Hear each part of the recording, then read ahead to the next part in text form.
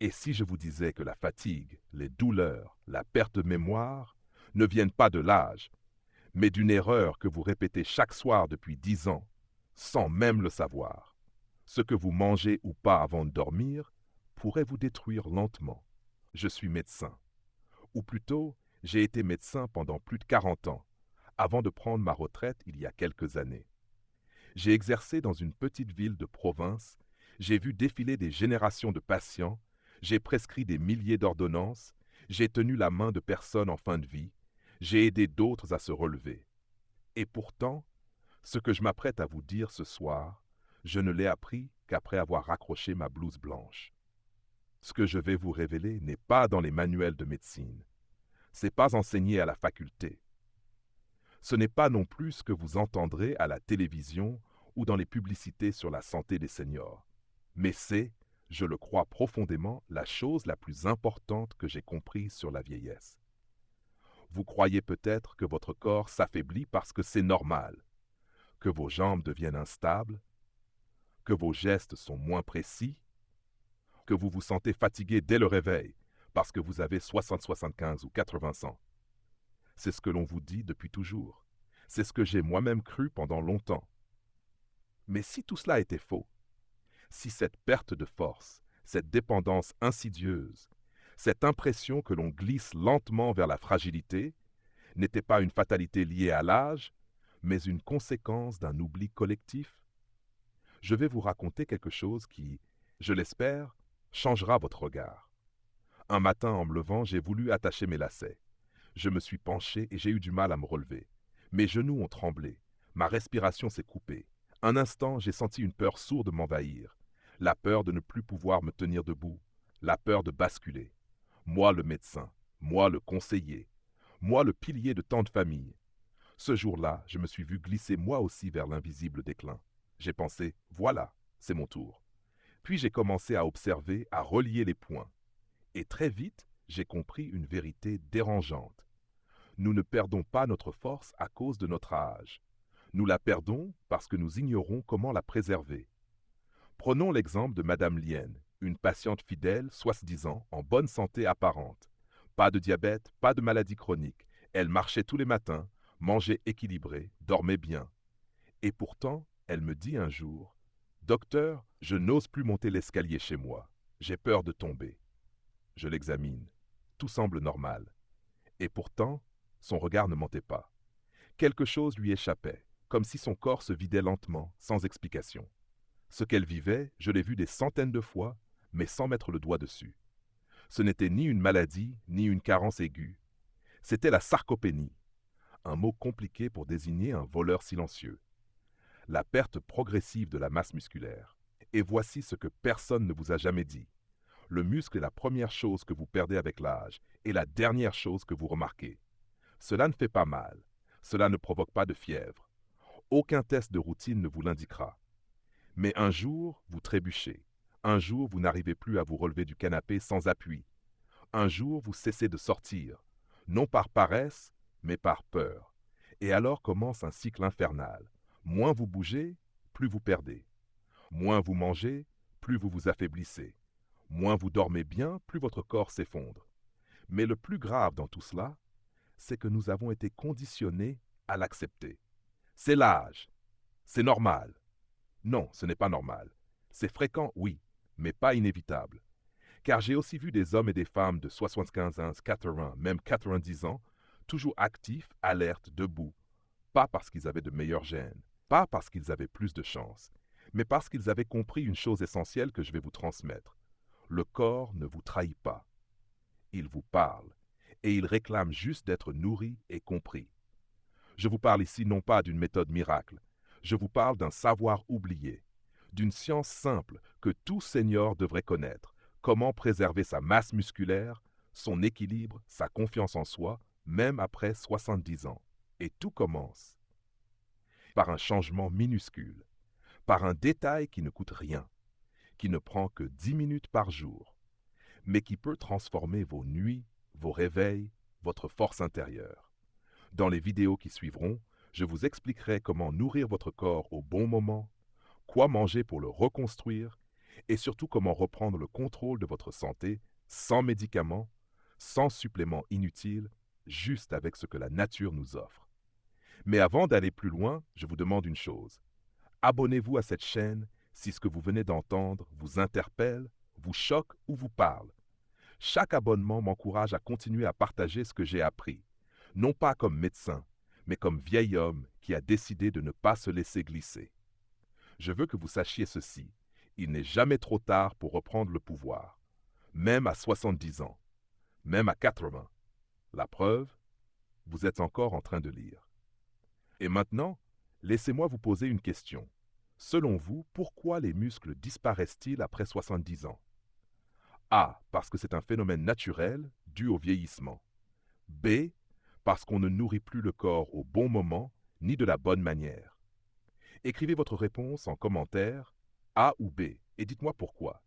J'ai hâte de vous lire et surtout de vous accompagner dans ce voyage que personne ne vous a proposé jusqu'à maintenant. À ce jour, même après tant d'années de pratique, il y a une chose que je continue de regretter profondément. On ne nous apprend pas à regarder le bon moment. Tout au long de ma carrière, on m'a appris à observer les symptômes, à poser des diagnostics, à prescrire des traitements. Mais ce que je vais vous confier ici, je ne l'ai compris qu'en vieillissant moi-même, quand mon propre corps m'a rappelé ce que mes études avaient oublié. J'ai cru, comme beaucoup, que le matin était le moment le plus important de la journée. On parle sans cesse du petit déjeuner comme d'un repas capital. On recommande aux personnes âgées de faire des promenades matinales, de s'exposer à la lumière du jour, de bouger au lever. Et c'est vrai, ces conseils ont leur utilité. Mais aucun d'eux ne parle de ce que j'ai découvert trop tard. La nuit est le moment où votre corps se reconstruit réellement. Oui, c'est bien quand vous dormez que votre corps travaille le plus. Et pourtant, la plupart des gens, et en particulier les personnes âgées, entrent dans le sommeil avec un corps à moitié vide. Je me souviens d'un de mes patients, M. Georges, 73 ans, très sérieux dans sa routine. Il faisait du vélo, mangeait sainement, dormait tôt. Mais il me disait, « Docteur, malgré tout ça, je me sens de plus en plus faible. Le matin, mes jambes sont molles. J'ai du mal à tenir debout en faisant la cuisine. » Je lui ai demandé ce qu'il mangeait le soir. Il m'a répondu, comme tant d'autres, « Pas grand-chose. Une soupe, une compote, parfois rien du tout. » Et c'est là que j'ai compris. Non pas qu'il mangeait mal, mais qu'il mangeait au mauvais moment. Vous savez, quand j'étais jeune médecin, on croyait que la nuit était un temps de repos absolu, que le corps s'arrêtait, se mettait en pause et reprenait ses fonctions le matin. En réalité, la nuit est le chantier principal de notre organisme. C'est la deuxième équipe qui entre en scène, sans lumière, sans bruit, mais avec une efficacité redoutable. À partir de 22 heures environ, un phénomène extraordinaire se produit dans le cerveau. La glande pituitaire commence à sécréter l'hormone de croissance, cette fameuse molécule que l'on croit réservée aux enfants. Or, cette hormone est également produite chez les adultes et même chez les seniors. Elle agit comme une chef de chantier. Elle déclenche les réparations. Elle donne l'ordre de réparer les fibres musculaires, de renouveler les cellules, de renforcer les os. Mais imaginez une équipe de maçons à qui on demande de bâtir un mur sans briques. Voilà ce qui se passe chez une immense majorité de personnes âgées aujourd'hui. Le corps veut réparer, mais il n'a rien à utiliser. Il veut reconstruire le muscle, mais il manque de protéines. Il veut apaiser les tissus, mais il manque de minéraux. Il veut stabiliser les articulations, mais il n'a plus de collagène disponible. Et cette réparation manquée, elle se répète chaque nuit. 1, 2, 100 nuits. Jusqu'à ce que le corps abandonne. Et un jour, vous tombez. Vous vous cassez un poignet. Vous restez au sol. Et ce jour-là, tout le monde dit, c'est l'âge. Non, c'est la privation nocturne répétée. Ce que je vous dis là, je ne l'invente pas. Des études récentes ont montré que les personnes âgées qui mangent un repas léger, mais riche en protéines et micronutriments avant de dormir, conservent mieux leur masse musculaire, dorment plus profondément et ressentent moins de douleurs chroniques au réveil. Ce qui est paradoxal, c'est que beaucoup de seniors ont peur de manger le soir, peur de mal digérer, peur de grossir, peur de faire monter leur glycémie ou leur tension. Mais ces peurs, je vous le dis en toute sincérité, sont souvent fondées sur des idées dépassées. Car ce n'est pas le fait de manger qui pose problème. C'est ce qu'on mange et quand on le mange. Un petit bol de fromage blanc, un peu de légumes verts vapeur, une soupe de bouillon d'os, quelques cerises acidulées. Voilà un dîner qui ne vous alourdira pas, mais qui permettra à votre corps de faire son travail pendant que vous dormez. Et surtout, ce repas doit être pris au bon moment. Trop tôt, et votre organisme a tout digéré avant même que le chantier de reconstruction ne commence. Trop tard, et vous perturberez le sommeil. La bonne fenêtre, je l'ai observé chez mes patients les plus assidus, se situe entre 20h et 21h15 si vous dormez vers 22h. Mais je veux vous dire ceci, ce moment-là n'est pas seulement physiologique. Il est symbolique. Il marque un changement de posture, un respect nouveau pour votre corps. C'est comme si, en lui donnant ce petit repas du soir, vous lui disiez « Je te vois, je t'écoute, je t'aide ». Et croyez-moi, le corps vous le rend au centuple. Je sais que ce que je vous partage ici ne ressemble pas à un traitement traditionnel. Ce n'est pas une prescription, ni une ordonnance. C'est une vérité que j'ai découverte trop tard pour moi, mais juste à temps pour vous la transmettre. Vous avez passé toute votre vie à nourrir les autres, vos enfants, votre famille, vos proches. Ce soir, je vous demande de commencer à vous nourrir vous-même, au bon moment. Parce que ce moment, la nuit, est peut-être le plus précieux de votre journée, et jusqu'ici, il a été négligé. Alors je vous le dis comme médecin, mais aussi comme un vieil homme qui a vu trop de ses pères tomber pour n'avoir pas mangé au bon moment. Ne vous couchez plus le ventre vide. Offrez à votre corps ce qu'il attend depuis trop longtemps. Et demain matin, vous verrez. Vous ne serez peut-être pas plus jeune, mais vous serez plus solide, plus stable, plus vivant. Et cela, c'est déjà une victoire immense. J'ai accompagné des milliers de patients au fil des décennies, vu le corps humain dans ses heures les plus brillantes comme dans ses moments les plus fragiles. Et s'il y a une chose que j'ai apprise tard, c'est que la vieillesse n'est pas une ligne droite vers la dépendance. Elle est façonnée, nuit après nuit, par ce que nous donnons ou ne donnons pas à notre organisme. Quand j'ai commencé à m'intéresser sérieusement à la perte musculaire chez les personnes âgées, j'ai vite compris que l'intention ne suffisait pas. Beaucoup de mes patients faisaient des efforts. Ils marchaient, mangeaient à heure fixe, évitaient les excès. Et pourtant, malgré toute cette discipline, ils s'affaiblissaient. Leurs jambes perdaient en volume, leurs gestes devenaient incertains, leur équilibre se fragilisait. Pourquoi? Parce qu'ils ne savaient pas quoi nourrir, ni avec quoi. Je vais vous parler aujourd'hui de 4 aliments que j'appelle, dans mon jargon personnel, les piliers silencieux du corps vieillissant. Des aliments simples, accessibles, parfois oubliés ou mal utilisés, mais qui peuvent changer radicalement la façon dont le corps d'un senior traverse la nuit. Le premier, c'est le fromage blanc, ou plus précisément ce qu'il contient, la caséine. Cette protéine lente est peut-être le secret le mieux gardé de la nutrition du troisième âge. Contrairement aux protéines rapides comme celles des œufs ou du poisson, qui se digèrent en quelques heures, la caséine libère ses acides aminés progressivement sur 6 à 8 heures, ce qui signifie que pendant toute la durée du sommeil profond, cette substance nourrit, répare, reconstruit. Je me souviens d'un ancien professeur de sport, aujourd'hui à la retraite, qui venait me consulter pour une perte de force dans les cuisses. Il me disait « Je mange bien, docteur. Le matin, des céréales, à midi, une viande maigre, le soir, une soupe. » Mais il ne mangeait rien de solide avant de dormir. Je lui ai proposé d'essayer un petit bol de fromage blanc vers 20h30. 2 semaines plus tard, il me confiait « Je ne me sens plus aussi faible au réveil. Je grimpe mes escaliers sans y penser. » Ce n'était pas une pilule miracle. C'était juste une réponse adaptée à un besoin oublié. La caséine ne fait pas grossir, elle ne fatigue pas le système digestif. Elle agit comme une perfusion lente de nutriments essentiels pour les muscles endormis. Mais le muscle n'a pas seulement besoin de protéines pour renaître. Il a aussi besoin d'être protégé contre ce que j'appelle l'inflammation silencieuse. Cette sensation de douleur sourde dans les jambes après une simple marche, ces courbatures sans effort, ces réveils nocturnes où tout semble raide, ce ne sont pas les années qui parlent. Ce sont souvent les inflammations chroniques de bas niveau qui rongent les tissus. C'est là qu'intervient un second aliment puissant, le jus de cerise acidulé.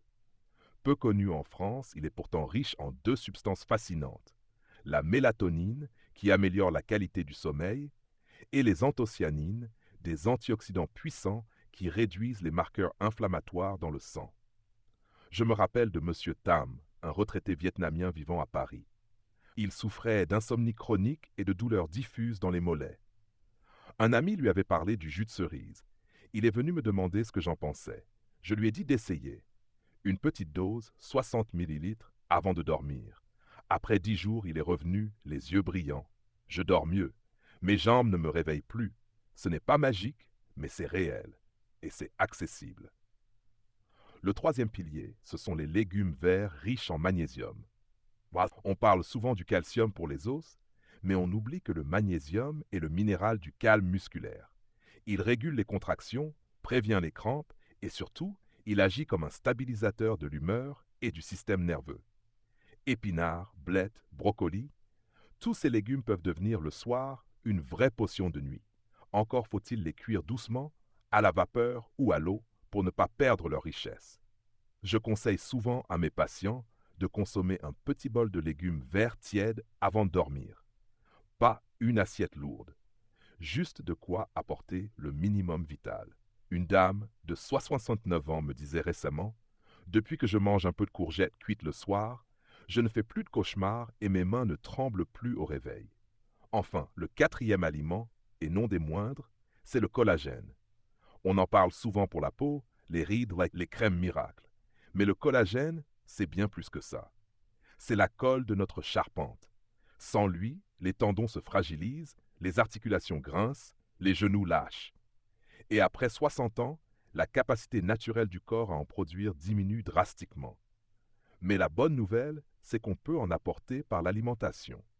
Le bouillon d'os, préparé à partir de carcasses de volaille ou d'os de bœuf mijotés longtemps, est une source naturelle de collagène, de glycine et d'acides aminés réparateurs. J'en parle souvent comme d'un remède oublié des grands-mères. Je me rappelle d'une patiente de 83 ans, Madame Diem, originaire de Lyon, qui tombait souvent. Pas par maladresse, par faiblesse dans les genoux. Je lui ai demandé de boire chaque soir une tasse de bouillon clair. 2 mois plus tard, elle est revenue sans canne. Je monte les marches de l'église à nouveau, docteur, m'a-t-elle dit avec un sourire que je n'oublierai jamais. Alors non, ces aliments ne sont pas à la mode. Ils ne font pas les gros titres des magazines. Mais ils sont, selon moi, les fondations nutritionnelles de toute personne qui souhaite traverser la vieillesse debout. Encore une fois, il ne s'agit pas de manger plus, il s'agit de manger mieux, au bon moment. Ces 4 aliments, caséine, cerises acidulées, légumes verts, bouillon d'os, ne sont pas des privilèges. Ce sont des outils, des alliés, des formes de respect envers ce corps qui, chaque nuit, tente de se réparer en silence. Et si vous les utilisez avec constance, avec simplicité, vous verrez quelque chose changer. Pas en un jour, mais en 3 peut-être. Le matin ne vous semblera plus hostile, le sol ne semblera plus aussi lointain, et vous sentirez, au fond de vous, cette petite lumière revenir, celle de l'autonomie retrouvée. Je suis médecin. Et plus j'avance dans l'âge, plus je me rends compte que la médecine moderne, malgré toutes ses avancées, oublie souvent l'essentiel. Ce n'est pas seulement ce que nous mangeons qui façonne notre santé, mais quand nous le mangeons. Et ce quand, croyez-moi, peut faire toute la différence entre un corps qui s'effondre et un corps qui résiste, entre un réveil douloureux et un matin plein de légèreté. C'est une vérité que j'ai comprise tardivement, après avoir vu tant de mes patients s'échiner à bien manger, mais continuer à dépérir. Je les voyais revenir, semaine après semaine, avec toujours la même plainte. Je fais tout ce qu'il faut, docteur, mais je faiblis quand même. Alors j'ai commencé à poser une question qu'aucun manuel ne m'avait appris à formuler. À quelle heure prenez-vous vos repas? Et là, tout s'est éclairé. C'était pas qu'ils mangeaient mal, c'était qu'ils mangeaient trop tôt. Ou trop tard, jamais au bon moment. Laissez-moi vous expliquer ce que j'ai observé au fil des ans, ce que j'ai testé sur moi-même et ce que j'ai vu transformer la vie de nombreuses personnes âgées. Le bon aliment au mauvais moment peut devenir inefficace, comme une clé qui n'ouvre plus aucune porte. Prenons un exemple simple. Vous prenez un bol de fromage blanc riche en caséine à 18 heures. Vous vous couchez à 22 heures. Le processus de digestion a déjà eu lieu. Votre corps, au moment d'entrer en sommeil profond, et donc de lancer la reconstruction musculaire, n'a plus rien sous la main. Il est comme un ouvrier arrivé sur le chantier alors que les briques ont été livrées et emportées bien avant son arrivée. Inversement, vous mangez un plat trop riche à 22h15, juste avant de vous allonger. Votre système digestif, au lieu de se mettre au repos et de laisser l'organisme se réparer, se met à travailler intensément. Résultat, sommeil agité, digestion difficile, fatigue au réveil. Le corps n'a pas reconstruit, il a lutté. Et vous vous levez plus vide encore qu'à votre coucher. Avec le temps, j'ai identifié ce que j'appelle la fenêtre dorée, cette période cruciale qui précède le sommeil, où le corps est prêt à recevoir les nutriments qu'il utilisera pendant la nuit pour se réparer. Pour la plupart des personnes âgées que j'ai accompagnées, cette fenêtre se situe entre 20h et 21h15 si le coucher a lieu autour de 22h. C'est dans cet intervalle que la prise d'un repas léger, ciblé, peut produire des effets visibles, presque tangibles, au bout de quelques semaines. Je me souviens de Monsieur et Madame Yip, un couple de retraités installés à Bordeaux. Ils étaient tous deux fatigués, perdaient de l'équilibre, se plaignaient de douleurs diffuses et de réveils lourds.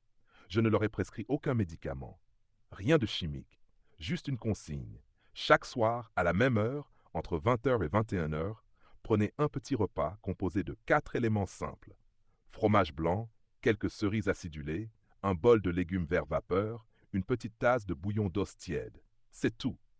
Un mois plus tard, ils sont revenus me voir, radieux. Madame n'avait plus de crampes nocturnes. Monsieur dormait sans interruption. Et tous deux marchaient à nouveau dans le parc chaque matin, chose qu'ils n'avaient pas faite depuis plus d'1 an. Mais ce que je veux vous transmettre ici, ce n'est pas une recette magique. C'est une discipline, une attention, un respect du rythme naturel du corps. Car tout est question de rythme, de régularité. Vous ne pouvez pas espérer une transformation si vous ne donnez à votre corps ni la constance ni la précision dont il a besoin pour s'auto-réparer. Je sais que certaines personnes âgées ont une vie bouleversée par les horaires des médicaments, par les soins à domicile, par les habitudes de leur entourage. Mais je leur dis toujours, faites de cette demi-heure votre rituel, votre rendez-vous avec vous-même. Ce moment ne vous appartient qu'à vous. Ce n'est ni un caprice, ni une contrainte. C'est un acte de dignité. Et je vais même plus loin. Je crois que cette régularité alimentaire dans le bon créneau horaire est plus précieuse qu'un traitement médicamenteux mal suivi. Elle apporte quelque chose que les pilules n'apportent jamais, la sensation de redevenir acteur de sa santé. Car chaque fois que vous préparez votre petit repas du soir, que vous le savourez en silence, sans télévision, sans distraction, vous posez un acte symbolique. Vous choisissez de vous renforcer, de vous honorer, de ne pas abandonner votre corps à la fatalité. Bien sûr, il ne s'agit pas de manger pour se remplir. Le but n'est pas de se caler l'estomac, comme on dit, mais de nourrir ce qui a besoin de matières premières pour renaître. Vos muscles, vos tendons, vos articulations, vos cellules. Et cela ne demande pas de grand effort. Une fois que les bons aliments sont identifiés, tout repose sur la régularité. J'insiste sur ce point car j'ai vu des patients qui avaient bien commencé, puis arrêté au bout d'1 semaine parce qu'ils n'avaient pas vu de résultats immédiats. À cela, je dis toujours, la nature ne se précipite jamais, mais elle finit toujours par produire ses effets. Un muscle ne repousse pas en 2 jours.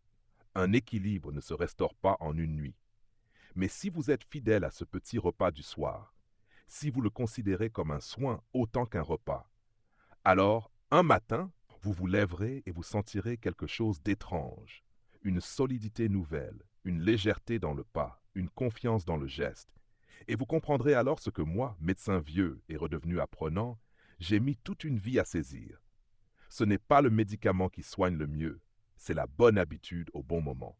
Alors ce soir, à l'heure dite, servez-vous, asseyez-vous, éteignez les écrans, prenez ce petit dîner réparateur comme on boirait une potion secrète.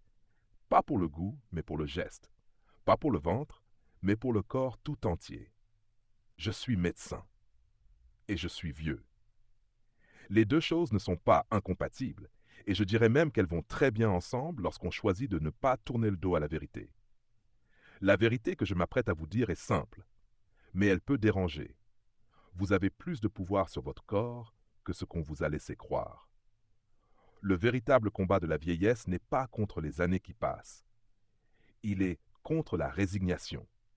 Et ce combat commence souvent par une décision aussi simple qu'un repas du soir. Je vous ai parlé de ce qu'il faut manger, du moment propice pour le faire, des aliments qui reconstruisent. Mais ce soir, je vous parlais d'autre chose, de quelque chose de plus profond. Je veux vous parler du choix que vous allez faire ce soir. Car à ce stade, tout ce que je vous ai partagé ne vaut rien si vous ne choisissez pas d'agir.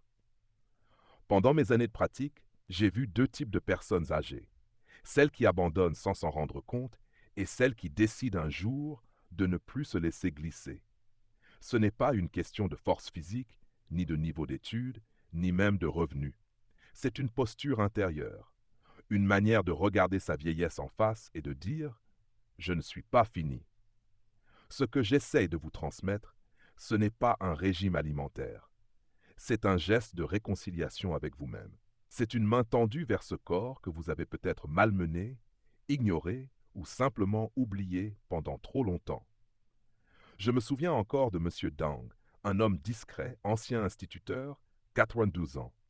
Il est venu me voir un jour en me disant avec un sourire gêné « Docteur, je n'ai pas d'appétit le soir, vous savez. J'ai peur de faire monter ma glycémie, de mal dormir. Alors je ne mange presque rien depuis plus de 10 ans. » Je l'ai regardé longuement. Ses jambes étaient fines, ses gestes lents, son regard un peu flou. Je lui ai demandé « Et comment vous sentez-vous au réveil ?» Il a baissé les yeux. Je me sens faible, comme si je perdais quelque chose chaque jour un peu plus. Alors je lui ai parlé, longuement. Comme je vous parle aujourd'hui, je ne lui ai pas imposé un menu, ni donné un médicament, je lui ai juste proposé un changement, un seul, un petit bol de nourriture pris au bon moment, et une promesse. Essayez 3 semaines, et dites-moi si quelque chose change. 3 semaines plus tard, il m'a rappelé. Sa voix tremblait légèrement, mais il y avait de la joie dedans. Je n'aurais jamais cru. Ce simple petit repas, ça m'a ramené quelque chose. Pas seulement de la force, mais une forme de présence, de clarté. Et c'est là que j'ai compris que la nutrition du soir n'était pas seulement une affaire de muscles, c'est une affaire de confiance retrouvée. Parce que lorsque vous recommencez à nourrir votre corps avec attention, vous lui envoyez un message. Je crois encore en toi. Et c'est ce message, bien plus que les nutriments, qui relance le cycle du vivant. J'aimerais que vous compreniez que vous n'êtes pas condamné à décliner. Ce n'est pas votre destin d'être dépendant, ralenti, effacé. Ce n'est pas votre âge qui vous rend faible. C'est l'absence de rythme, de matière, d'intention. Mais le pire ennemi, ce n'est pas la vieillesse, c'est la peur de grossir, la peur de mal faire, la peur d'espérer. Cette peur, je la vois dans les yeux de tant de personnes âgées qui me disent « À quoi bon, docteur, c'est trop tard ?» À chaque fois, je réponds avec douceur, mais fermeté. Ce n'est jamais trop tard pour ceux qui respirent encore. Votre corps n'est pas terminé. Il est encore capable de se régénérer, de récupérer, de surprendre. Mais pour cela, il a besoin de vous. Il a besoin de votre décision. Et cette décision est simple. Elle tient dans un geste. Ce soir, vous pouvez choisir entre 2 attitudes. La première, continuez comme avant. Allez vous coucher sans rien dans le ventre ou avec une soupe légère, pensant que c'est plus sain, et vous réveillez encore un peu plus vide, encore un peu plus fragile. La seconde, vous asseoir calmement, prendre un petit repas réparateur et dire à votre corps « Tu as travaillé pour moi toute une vie. Ce soir, c'est moi qui prends soin de toi. » Je ne vous promets pas des miracles, mais je vous promets ceci. Si vous répétez ce geste avec régularité, pendant 3 semaines, vous sentirez quelque chose changer. Votre sommeil deviendra plus profond, vos réveils moins douloureux, vos mouvements plus assurés. Et surtout, votre regard sur vous-même s'adoucira. Vous n'aurez pas seulement nourri vos muscles, vous aurez nourri votre estime. Je vous invite à faire ce choix dès ce soir, pas demain, pas lundi, ce soir, parce que chaque nuit est une chance de réparation. Chaque nuit est un atelier secret où votre corps tente de recoller ce qui s'est fissuré dans la journée. Ne laissez pas passer cette nuit de plus avide. Ne laissez pas votre corps travailler sans outils. Donnez-lui la clé. Offrez-lui cette chance. Et surtout, croyez en lui. Il vous le rendra. Et je suis vieux, mais je ne suis pas fatigué d'aimer, de transmettre, de veiller sur ceux qui cherchent encore des réponses. Vous venez d'écouter ou de lire un long témoignage tissé de science, d'expérience, mais surtout d'humanité. Car au fond, ce que j'ai voulu vous offrir à travers ces mots, ce n'est pas une leçon médicale. C'est une lampe allumée dans le couloir obscur de la vieillesse. Un chemin tracé à travers les silences de la médecine moderne, là où l'on oublie souvent que le plus grand médicament, c'est la connaissance alliée à la volonté. Ce que vous venez d'apprendre, ce n'est pas un détail anecdotique, c'est un levier, un pouvoir immense, discret, mais fondamental. Le bon aliment, pris au bon moment, peut changer le cours de votre vieillesse. Il peut retarder la dépendance, réduire les chutes, alléger la douleur, améliorer le sommeil, restaurer la dignité. Nous ne parlons pas ici de pilules magiques ou de recettes miracles. Nous parlons de compréhension, de respect du rythme naturel du corps, de nutrition adaptée à l'âge, et surtout d'une décision simple, celle de ne pas se laisser glisser doucement vers la fragilité, alors qu'il est encore possible de reprendre appui. Je vous ai raconté des histoires vraies, de vrais patients, de vraies transformations. Et je l'ai fait non pas pour vous convaincre par l'émotion, mais pour vous montrer que ce n'est jamais trop tard. Chaque jour est une nouvelle chance de prendre soin de vous. Pas dans l'espoir de redevenir ce que vous étiez, mais dans l'envie sincère de devenir ce que vous méritez d'être aujourd'hui. Une personne debout, solide, digne. Car la vieillesse n'est pas un effondrement. Elle peut être une saison de récolte, de recentrage, de transmission. Mais pour cela, il faut des fondations stables. Et ces fondations, vous pouvez les nourrir dès ce soir, avec une assiette simple, à une heure choisie, dans un rituel respecté. Je vous parle comme un médecin, oui, mais aussi comme un homme qui connaît les nuits longues, les réveils douloureux, la peur de ne plus pouvoir faire ce qu'on aimait. Et je vous dis, ne croyez jamais que c'est fini. La leçon profonde que nous pouvons tirer ici est la suivante. Ce ne sont pas les grandes décisions qui changent une vie, mais les petits gestes répétés. Ce ne sont pas les grandes opérations, mais les petites attentions, quotidiennes, conscientes, qui maintiennent un corps vivant et une âme confiante. Comment appliquer cela dans votre vie? Dès ce soir, mettez un réveil à 20 heures. Préparez un petit repas pensé pour votre corps, pas pour votre gourmandise. Éteignez les écrans. Écoutez votre respiration. Asseyez-vous avec respect, comme si vous partagiez ce repas avec votre propre avenir. Et recommencez demain, et après-demain, et encore. Et alors, doucement, vous verrez. Quelque chose changera. Mais ce choix vous appartient. Et maintenant, j'aimerais connaître votre avis. À votre avis, qu'est-ce qui est le plus difficile à faire quand on veut reprendre sa santé en main à un âge avancé? A. Comprendre ce dont notre corps a vraiment besoin. B. Avoir la discipline de le faire chaque jour sans abandonner. Répondez-en par A ou B dans les commentaires. Et surtout, n'hésitez pas à expliquer pourquoi. D'autres lecteurs comme vous pourront y trouver de l'inspiration, de la motivation. Si cette série de vidéos vous a touché, si elle vous a appris quelque chose d'utile, abonnez-vous à cette chaîne. Cela m'encouragera à continuer, malgré l'âge, malgré le temps. Je fais cela de mon salon, parfois fatigué, parfois lent, mais toujours animé par le désir de servir. Et si vous en avez la possibilité, même symboliquement, vous pouvez soutenir ce projet avec un petit don. Chaque contribution, même minime, me permet de continuer à écrire, à enregistrer, à partager ces savoirs que la médecine oublie parfois de transmettre. Pour vous, pour vos proches, pour ceux qui vieillissent, mais qui refusent de se résigner. Merci d'avoir été là. Prenez soin de vous. Ce n'est pas fini. Ce n'est jamais fini.